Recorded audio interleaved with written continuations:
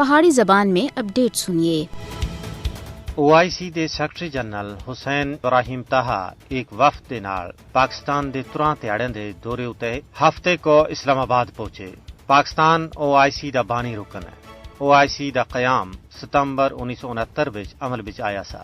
پاکستان سن ہمیشہ OIC دے اراکین دے وچکار اتحاد اور یکجہتی قائم کرنا وچ مجھ سونا اور کلیدی کردار ادا کیتا ہے تاکہ امت مسلمہ دے مفادات کو تحفظ فراہم کیتا جا سکے۔ پاکستان سن 22 تھی 23 مارچ کو CFM دے 48ویں اجلاس سمیت کئی پروگراماں دی میزبانی کیتی ہے۔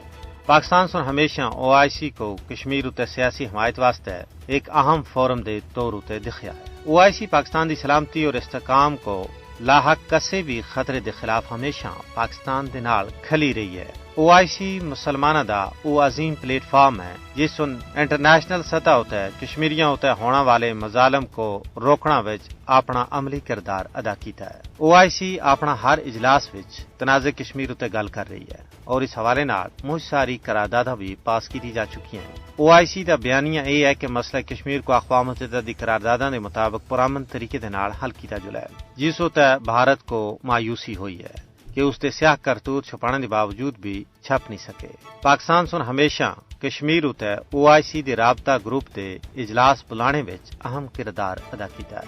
OIC کو چاہیے کہ وہ کھلے الفاظ وچ بھارت کو آخے کہ وہ ہندوستان اور کشمیر وچ مسلمانوں دے خلاف انتقامی کاروائیاں بند کرن۔ ضرورت اس گل دی ہے کہ OIC کشمیری محکوم قوم کو بھارت دی غلامی تھی آزادی دلوانے وچ اپنی کوششوں کو ہور تیز کرے تاکہ محکوم و مظلوم کشمیری قوم صدیاں دی غلامی تھی خلاصی حاصل کر کے آزادی دی بہار دیکھائے۔